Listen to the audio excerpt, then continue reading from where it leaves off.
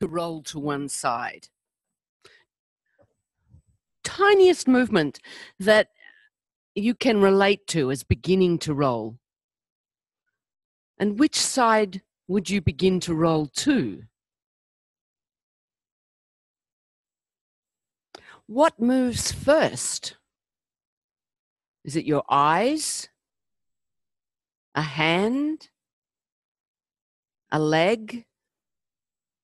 Your breathing?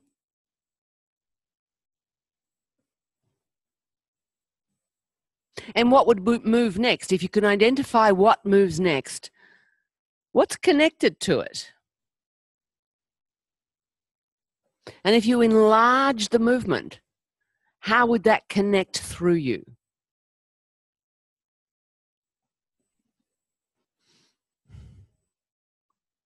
Then explore the same idea on the other side. Begin. So first, think about rolling. And remember, this week we were looking at it. Did it make any difference whether you used a visual image or a kinesthetic image? Was that in your awareness as you thought about rolling? Maybe you do it differently to the two sides. And you could explore whether that makes a difference to the ease or the quality of rolling in one direction compared to the other.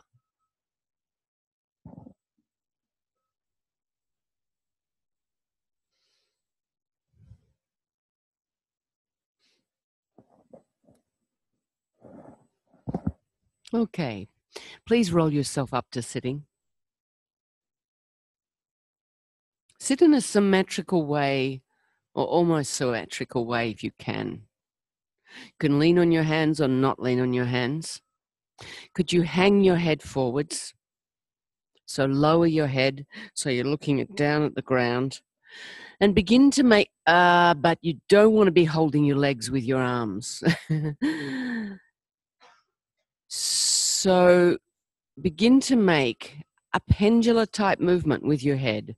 So your head is hanging in the middle, and you move it a little bit to one side and then back down through the middle, a little bit to the other side. And keep doing that slowly, gently, feeling how much of yourself is involved with that movement. So when your head hangs in the middle, your chin will be closer to your sternum.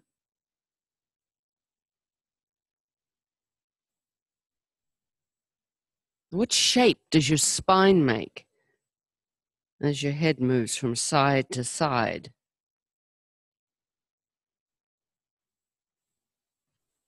Listen to the pressure under your buttocks, the movement in your clavicles, of your sternum, of your shoulder blades. If your hands are on the floor, maybe you feel a shift in pressure under your hands, on your pelvis, of your knees. Do you feel something changing in the way you're moving when you shift your attention to these places?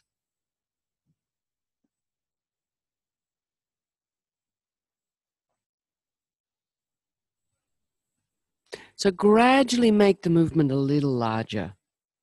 So you go a little higher up to the side, one side, and let your head hang and move across, down in the middle and up to the other side. You could even begin to imagine that your eyes were looking at a pendulum somewhere in front of yourself, and that you didn't want to take your eyes off the pendulum, and you'd be able to notice if there was a fly sitting on that pendulum, you'd be able to notice if it flew away.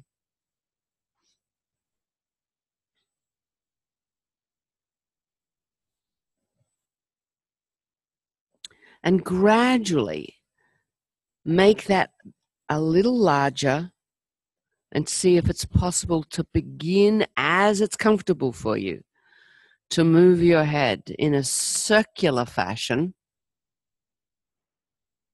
thinking of the entire length of your spine, the movement of your head on your upper two vertebrae, the movement of your upper vertebra linking through the rest of your spine to your pelvis.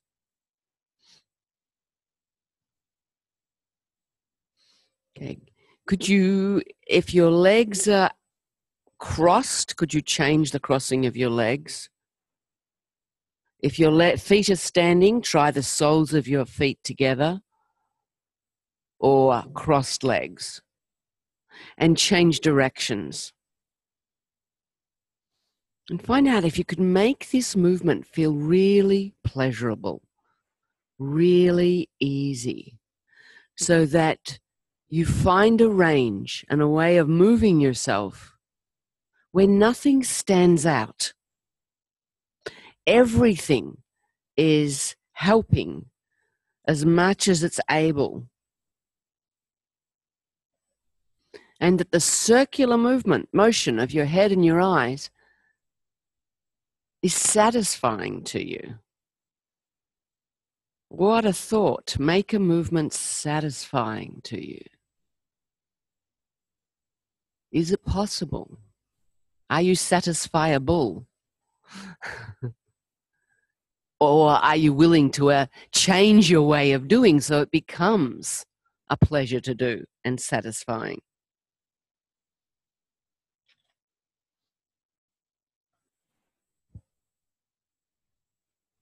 Can you use your eyes open or eyes closed, to facilitate the roundness of your circle?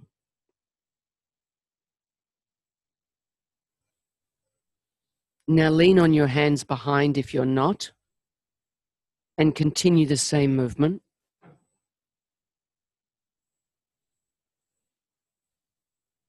So you're really thinking of a circular movement of your head on your spine, and your whole spine. So that if you shift your attention to other places within yourself, you'll notice they'll be making a little circle also.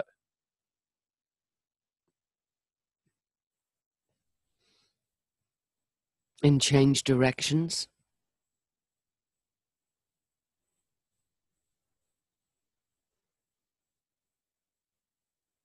Notice your breathing. And then leave it, lie on your back and take a rest. Take a pause.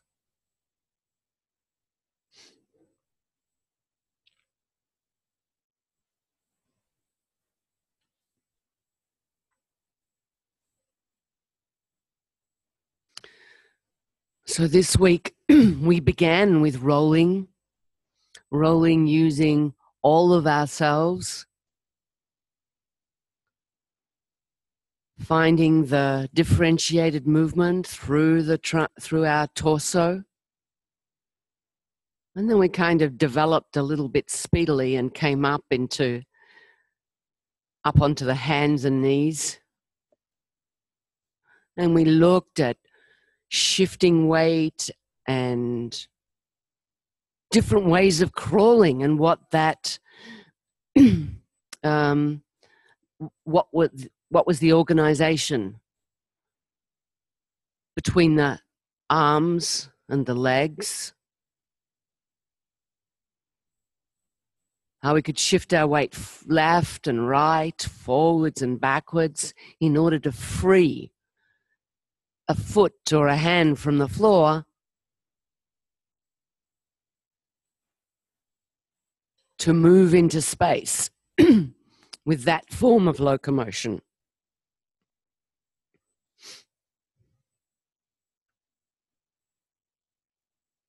Come back up to sitting. And sit with leaning on your left hand behind you, your legs crossed or soles of the feet together. Bring your right arm up towards the ceiling and glue it to the side of your head.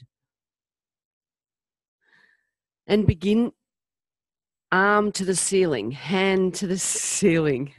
It's Friday. And glue your arm to the side of your head. Now begin to move your head and your arm in a circular fashion. So before we were moving the head on the spine, now you're moving the arm in space. You could even imagine that you have a delicate paintbrush or a big paintbrush in your hand, and you're doing circles in space with your paintbrush. So can you relate the circle that you're making with your paintbrush in space to the changing shape of your spine and what parts of yourself are involved? So if it's possible, your hand is to the ceiling, because then your paintbrush, you'd be holding a paintbrush, and you could actually, if the ceiling lowered, or that beautiful parachute lining that Jenny was talking about on the ceiling came down, well, you could make beautiful swirls on it. So when you link your head with your arm like this, what part of your spine is no longer involved in the movement?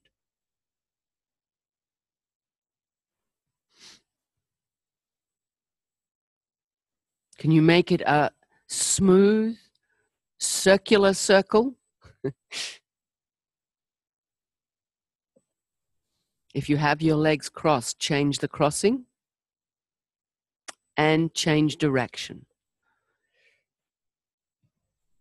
And can your hand be soft? Your arm be soft. So try it. Make a stiff arm, like a flag post is what I'm trying to totally escape me. Flag post, stiff flag post, and do the movement. Notice how you're breathing and what happens through your spine. And then soften your arm, but keep it long. And notice if it changes the quality of the connection through your spine and ribs, down to your pelvis and to the ground.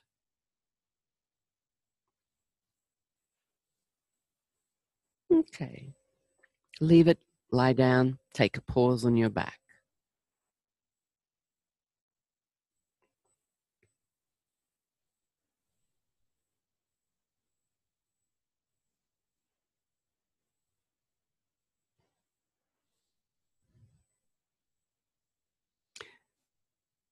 And then we did some lessons where we were trying to find the easiest direction of lengthening the leg, lifting the foot to the ceiling in different positions, on the back, in sitting, lying on the side,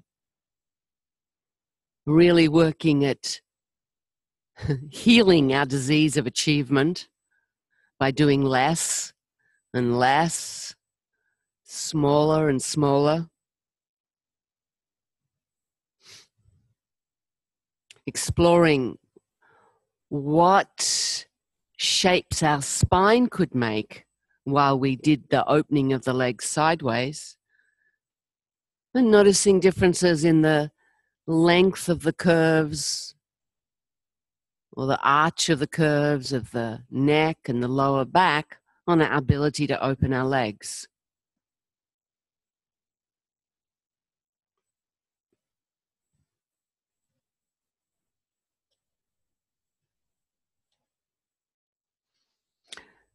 So please bring your knees over your abdomen. Hold on below your left knee with your left hand, your right knee with your right hand below the kneecap, and roll just a little bit to the right and to the left with your knees open. And just do it in a way that you're exploring if the movement you just did in sitting has made any difference in your ease of rolling to the right or rolling to the left.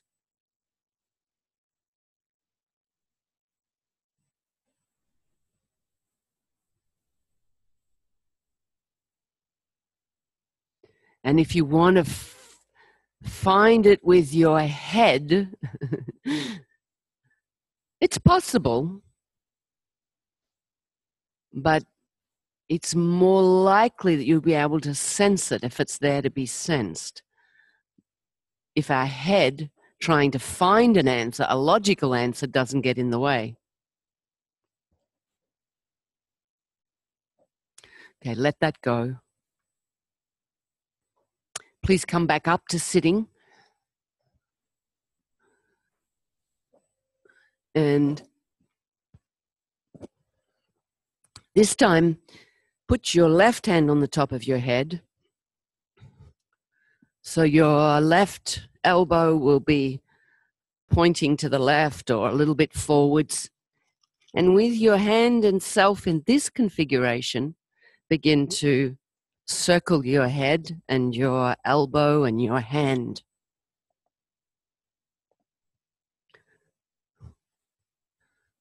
And notice if you're ready to smile.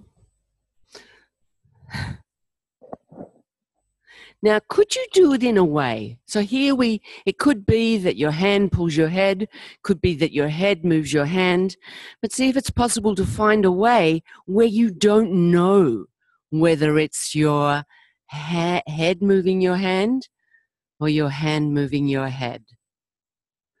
Maybe once it's one way and once it's another way. That means your arm needs to be really as soft as it can be. Notice, when do you round through your spine? When do you side bend? Remember, we've talked a bit about planes of movement. So here, when you're doing these circular type movements, the possibility is that you go through all the different planes. Usually in our daily life, we combine. We don't move purely in a plane, rarely. So you're folding, you're side bending, you're turning, you're arching, and change directions if you haven't already.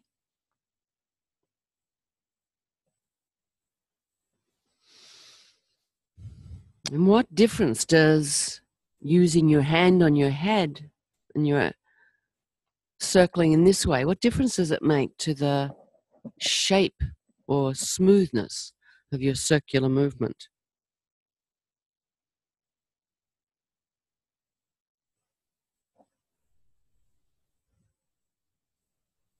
Do you feel some movement between your left shoulder blade and your ribs?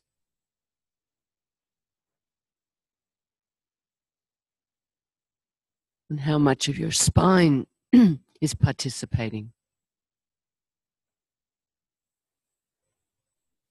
So your hand's not pressing heavily on your head, just lightly, softly resting on top of your head.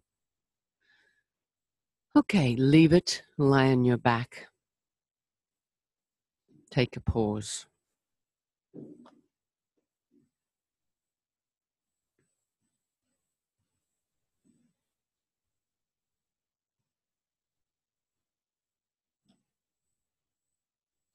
And notice, so we talked a little bit about tonus, and you've been feeling your spaces underneath yourself and having someone map them out and sensing them on someone else.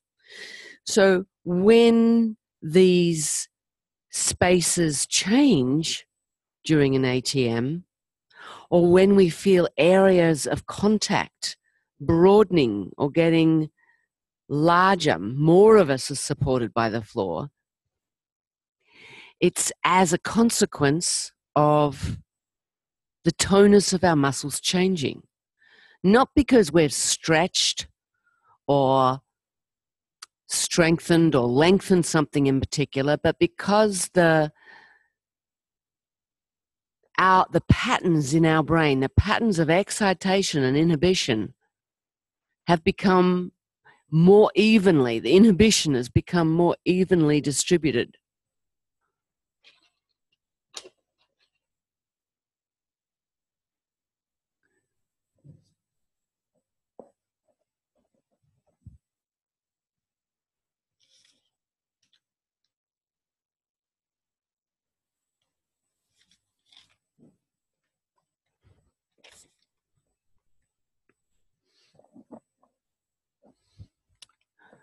So notice if you sense that in your face, your neck, your eyes, your mouth, your legs.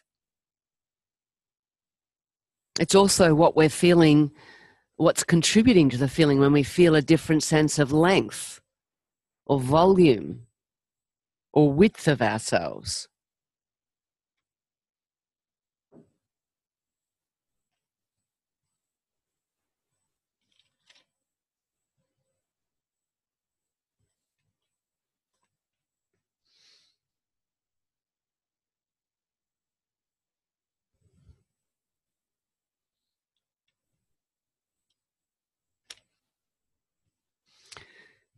Please bend your knees and bring them over your abdomen.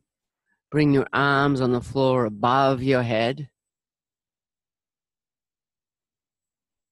And then slowly sweep your arm, let yourself roll to the left, sweep your arms to the left, and then sweep yourself back onto your back and to the right.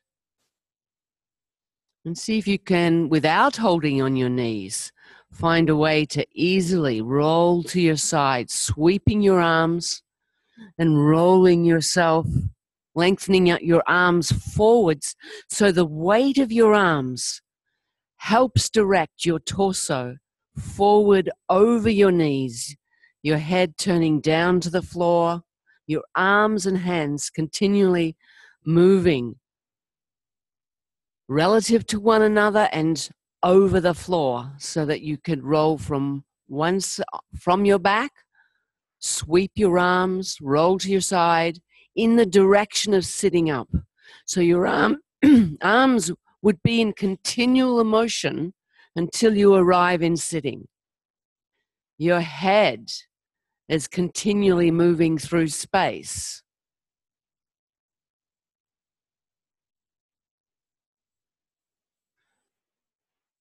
Your knees are spread and moving, the upper one moving downwards, the lower one might even come a little closer to your chest as you roll over your side. Let's try that little variation so that as you roll onto your side and your head turns downward, your upper leg moves downward, slide your lower knee towards your chest at the same time that your upper knee is moving downwards and away.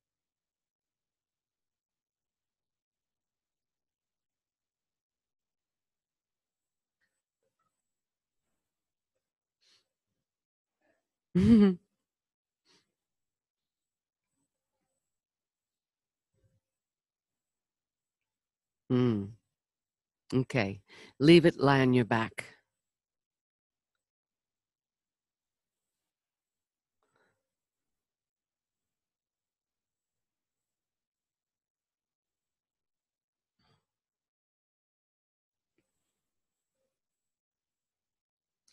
Now, lying on your back, I'm going to ask you to imagine something strange, and hopefully it's something that you all can conjure an image of.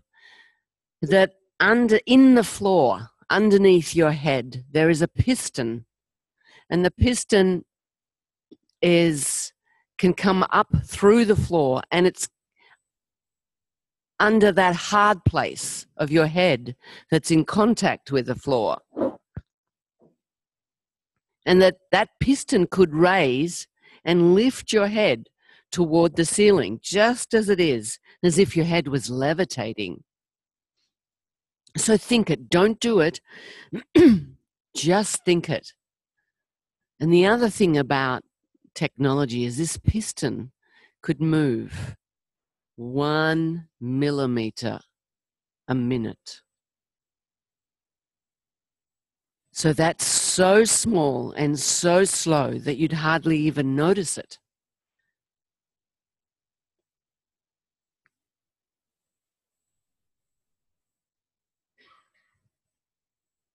So imagine that, what it would be like.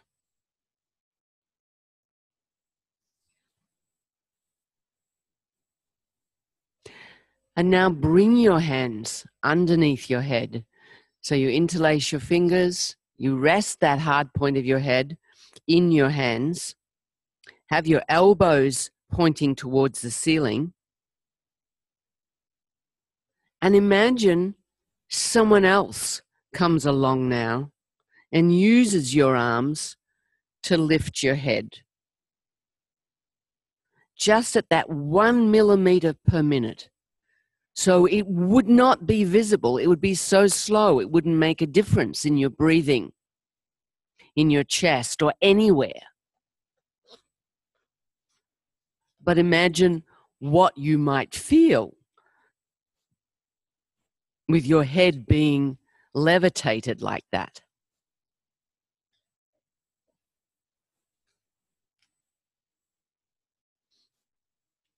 No change in your breathing.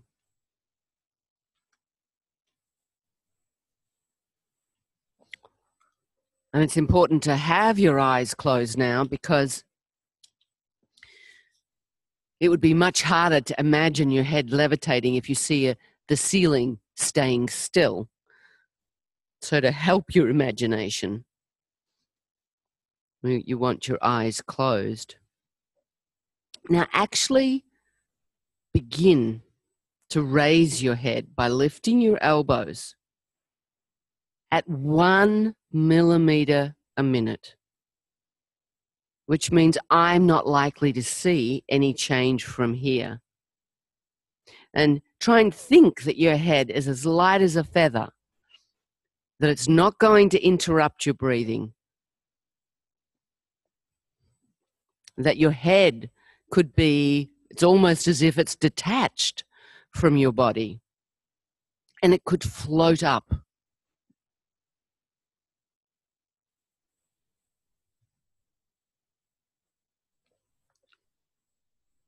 Now take your hands away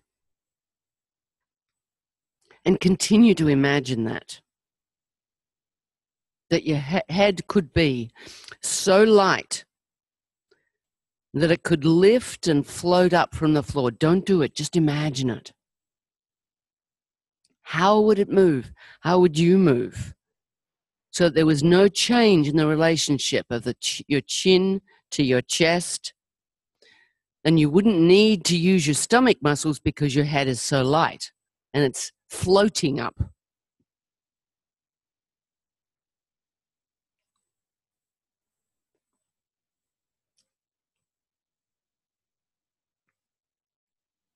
And then rest from that image.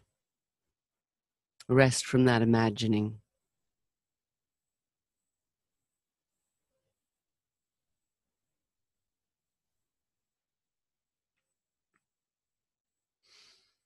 Please bend your knees, stand your feet. Put your right hand on your forehead. And just notice the quality of the contact of your hand on your head. And can you organize yourself to roll your head, the tiniest movement, with the help of your right hand? Just a centimeter or two to the right or to the left.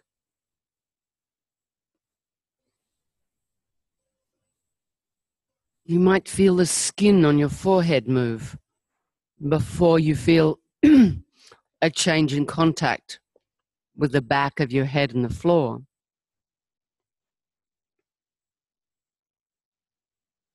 Can you allow your arm to lead so that your head is really being invited so delicately to roll, but it's not active? It's not an easy thing to do.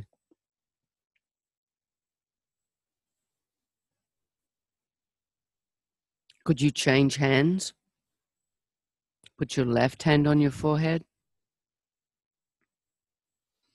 and roll your head a little to the right and to the left, a little, a millimeter, a centimeter, allowing your hand to be really soft and light, lightly resting. Sensing your breathing in the background.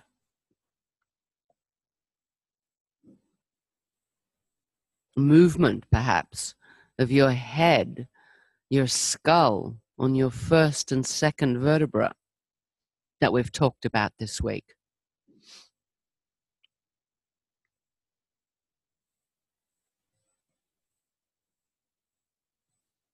Keep your left hand on your forehead and put your right hand underneath your head.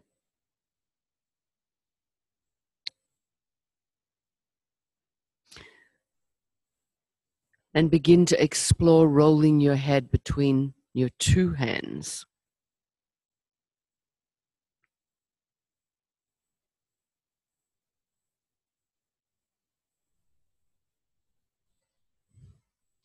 And keep on doing that and imagine what would you need to do or what would need to happen in your pelvis, your ribs, and the length of your whole spine and your hip joints to allow you to enlarge this movement to begin to roll a little to the right and a little to the left.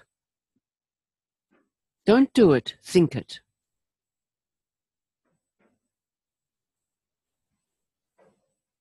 With all the rolling that we've done this week, rolling from the side to the back, from the back to the side, in lots of different configurations, you've got a lot more experience to inform your imagining about what you could involve.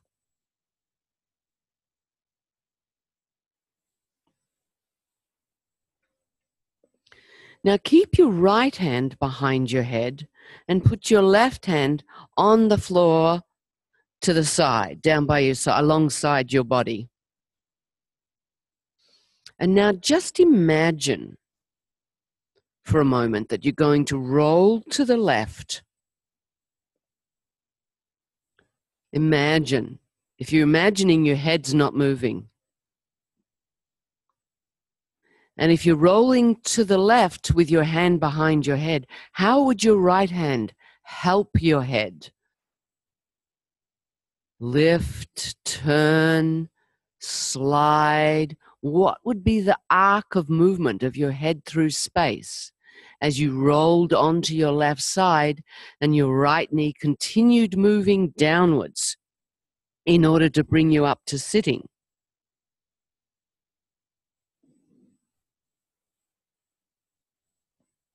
Now, begin that movement. Just to find out, just begin to go in the direction of rolling to the left, feeling how could your head connect with the movement and move in an arc on the floor, and come back. And feel how your nose turns towards the floor more and more. So go a little and come back. So you're not holding your left knee. Your left arm is on the floor alongside your body, probably a bit out to the side, palm down, somewhere where it might be useful to you.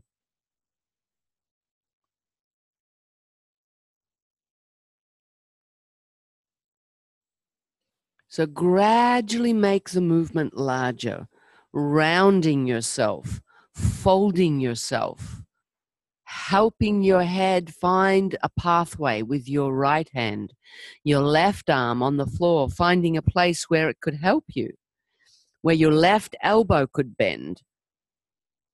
You could roll over the left side of your ribs, roll over your left shoulder, your left upper arm and forearm.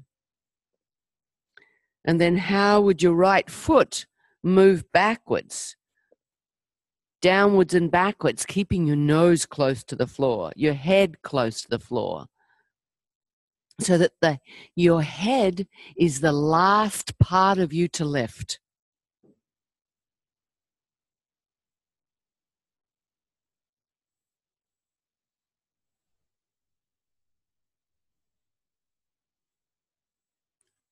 Your left arm is down by your side.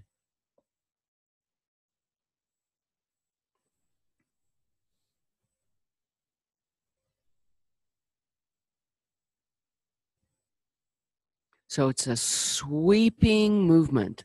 Your head staying very close to the floor, moving forwards and downwards as your right leg moves downwards behind your left leg, so that your right knee comes to land behind, near the sole of your left foot. And your head keeps on turning downwards.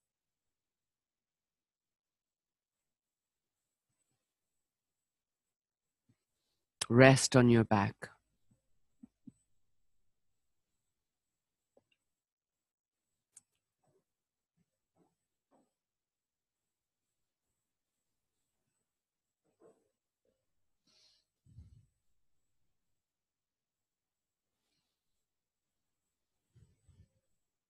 And it's curious, we've been investigating in so many lessons this, what's needed, or how we can use ourselves to move from our back to sitting. And yet it's something, as someone said to me today, but when I do it like that all the time. But in the ATM, had been struggling to find the coordination and timing. And that's often true. But we place all these constraints in the lessons in order that you can recover the different relationships and movements that are possible so that you can choose how to do it how you want to do it, and not have it decided for you by your habits.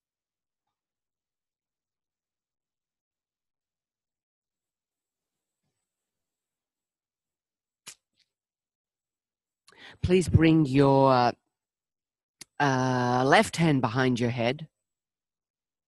Put your right arm alongside your body, out to the side a little bit. And you can choose, either bring your knees over your abdomen or keep your feet standing. But begin to explore and think of what has to happen with your left arm, your right arm, your head, the length of your spine, your pelvis, between your knees, in order to use this way of coming up to sitting.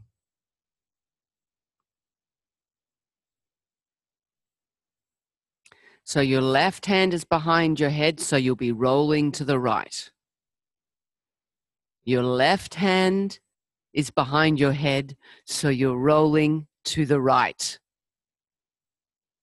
And your right arm needs to be somewhere where it can help you.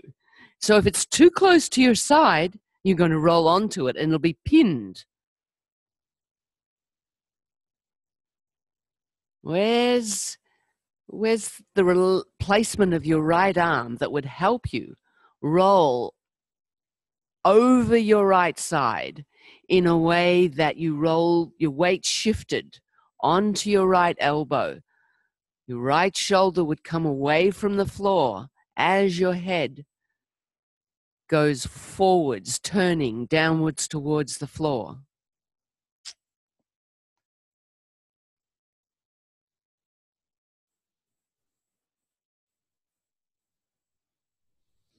You're making the movement lighter and lighter. So all of you is involved. Your entire self. The parts that you forget about, the parts that you know about. All of you.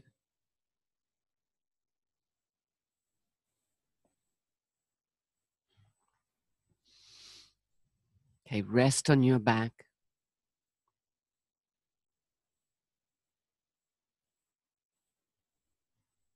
So in these lessons, we've been exploring the differentiation of our hip joints to our torso, our ability to use our hip joints differently and coordinate the use of the trunk with the legs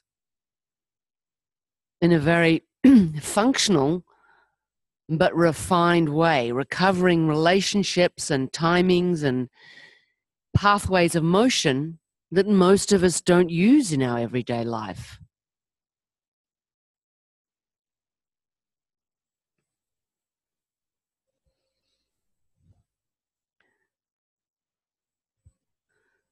And again, exploring the relationship of your head to your pelvis, which was such a theme in the first two segments.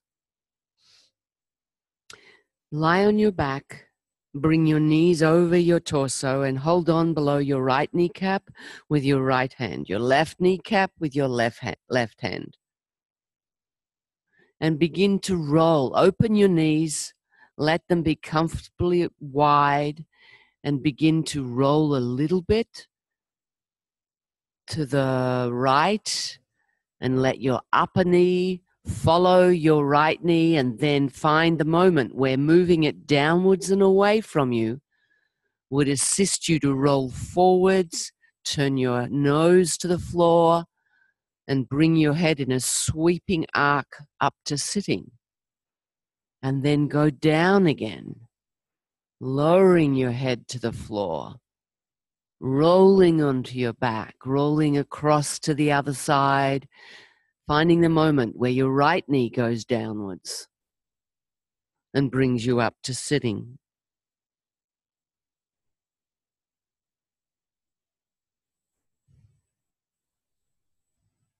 Could you gradually, if it's easy, comfortable, make it a little faster?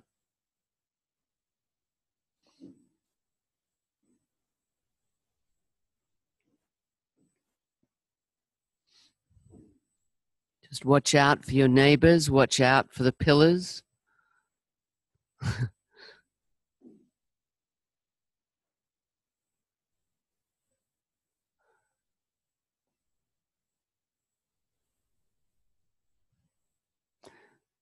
Could you find a way the next time you're coming up to sitting? Could you keep moving in the same direction and make a full circle? Or roll down onto your back in the middle. That's a possibility too. How would you change your knees from one side to the other?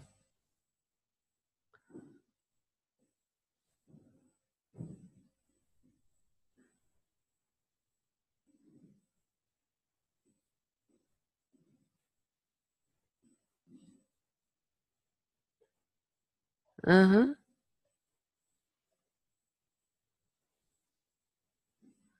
Keep your head low. Keep your head low, your nose down. Your head stays low for as long as possible.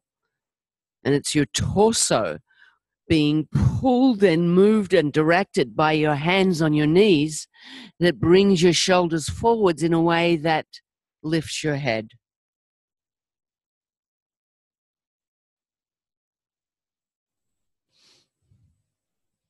Okay, leave it lie on your back.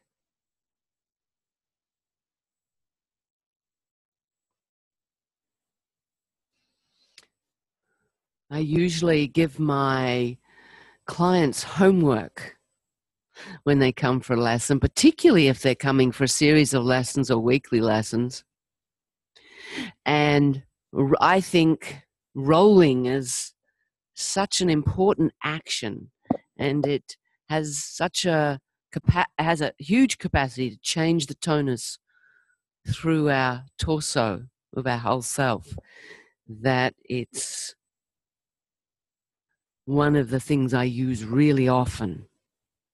And so you might take this challenge that this weekend you find out what's the challenge for you in this rolling. Is it something about the pathway that you take through space?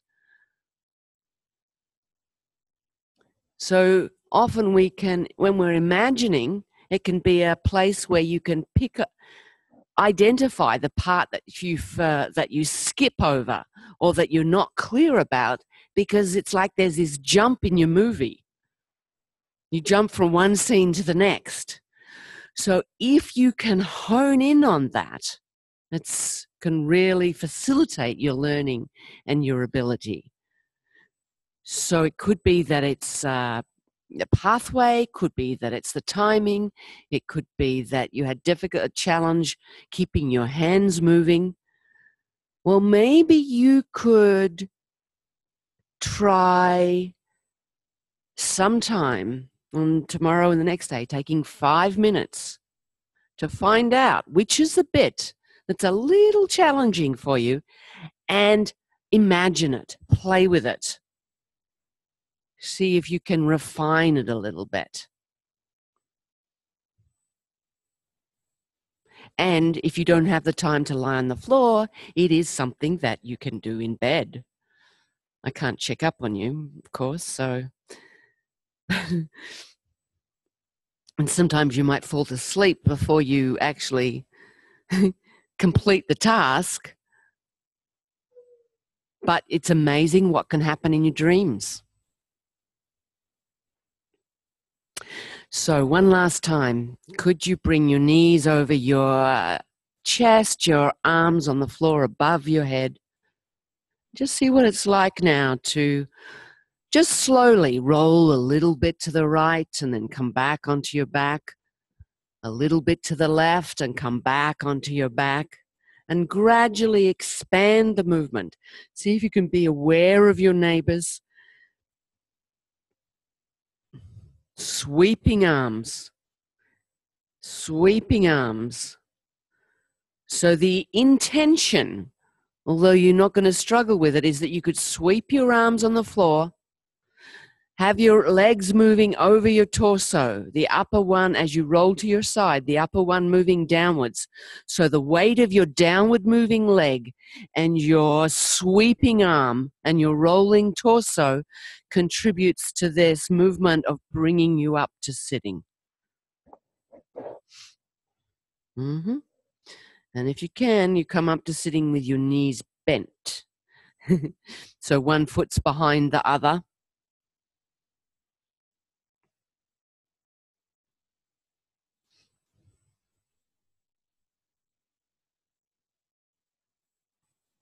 Sweeping arms. Sweeping arms. So if you've got a sweeping arm, it means you can feel something the whole time. You feel movement, your hand on the floor. So if you feel your hand stops, then your hand's not sweeping. That's it. So it's another feedback mechanism that you can use, that sensation of the continual motion of your hands on the floor, continual motion of your legs in space and one relative to the other.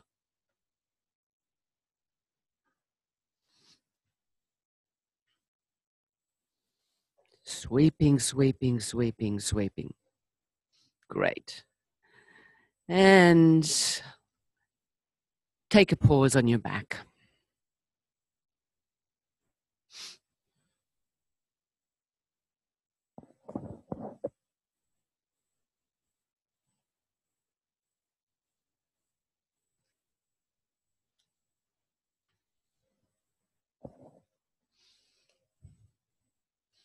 And appreciate yourself, your contact with the floor.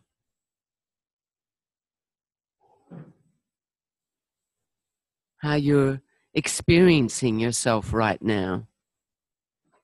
Your length, your width, your volume, where your breathing moves you.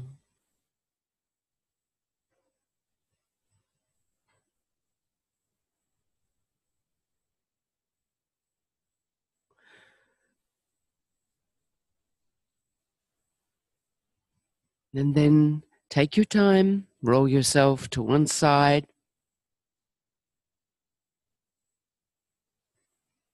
Noticing how you roll. Bring yourself up to sitting, up to standing.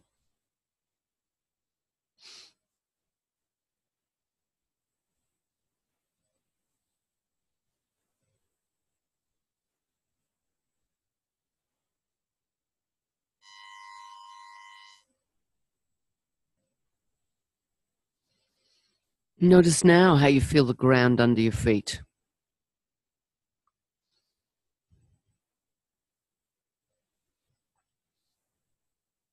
What sense you have of your height, the carriage of your head. We did some scanning this week using plumb line.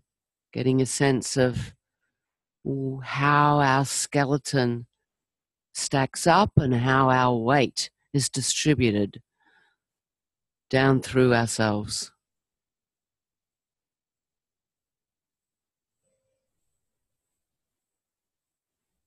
So turn a little to the right, back, and notice how much of yourself is involved in your turning.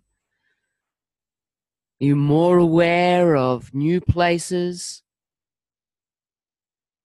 More aware of, or make more distinctions in places you already knew about? What do your feet know about your head turning? And does your head know that your feet know that your head is turning? We did some of that too this week. Do you know that I know that you know? Okay. And take yourself into walking.